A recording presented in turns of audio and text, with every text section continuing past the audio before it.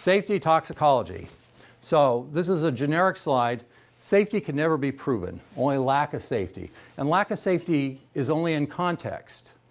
If you think about Botox, the most toxic substance known, we actually use it as an FDA-approved treatment for crow's feet. So toxicity is only in the context of what you're going to use it for. And it's all drugs are poisonous, and it's all about risk versus benefit. In the case of Botox, highly toxic material, the benefit is muscle relaxant for crow's feet treatment. The goal of toxicology is just to handicap development risk. So we want to know the safety margin. We want to know the reversibility of the toxicity. What organs are targeted when the molecule is exposed to the, or the animals are exposed to the molecule. What are the limitations on treatment duration? What is the chronic exposure toxicity issue? What are the issues? And what are the first signs that you might see in the clinic? Because the docs all want to know from the toxicology, and that's primarily the goal of this, what do I need to look for in my patients? It's not about proving the drug is safe. So here's the phase 1 trial toxicology, supporting toxicology study we did on Telcyta. We did a single dose in rat and dog and mouse. We did a repeat dose in rat and dog. As you can see, 7 days gave us this level of exposure where we saw a problem. And in the dogs, it was much lower. This became, when you go to do your clinical trials, you pick the lowest dose, the lowest safest dose in the most sensitive animal.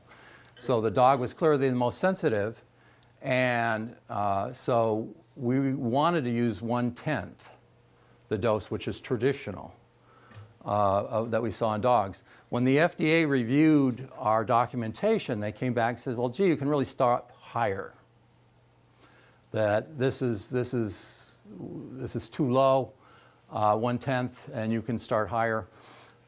Now you get into psychology.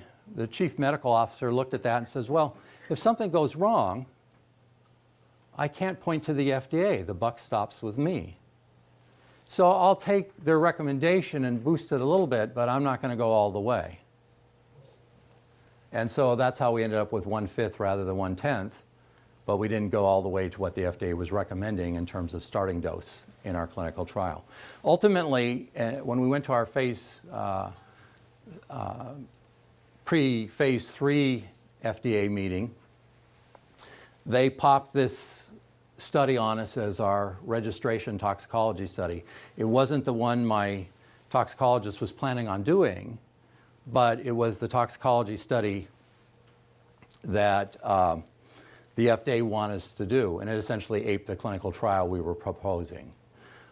We didn't ask about that when we went to the FDA. The FDA had a whole laundry list of things besides the questions we were asking, and they said, here's the laundry list for you to adhere to.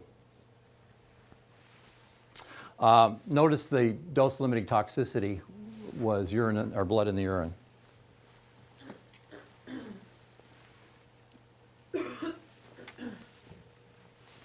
So frequently you'll hear that animals are not people, and that's quite true, and you can see the correlation.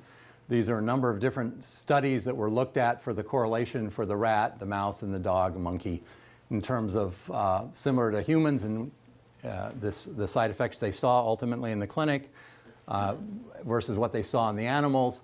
And you can see that, yeah, they're not, especially dogs aren't really predictive of human safety. But bear in mind, if the dog's liver falls out, no one's going to say, well, you know, there's only about a 45% correlation here. Let's not worry about it. Let's go into humans. Nobody does that. It just doesn't work that way. So these are gatekeepers. They're not truth tellers. A little bit on the PK. and I won't spend much on it. Circulation half-time in the animals was very, very short, cleared quite fast. There were no unique metabolites seen in animals that we didn't see in humans, which is very important to the FDA, because they want to make sure that the animals were exposed to the same metabolites that humans are going to be exposed to. And this is kind of a retrospective thing we found out after the fact. Now you try to figure that out before you go into human studies.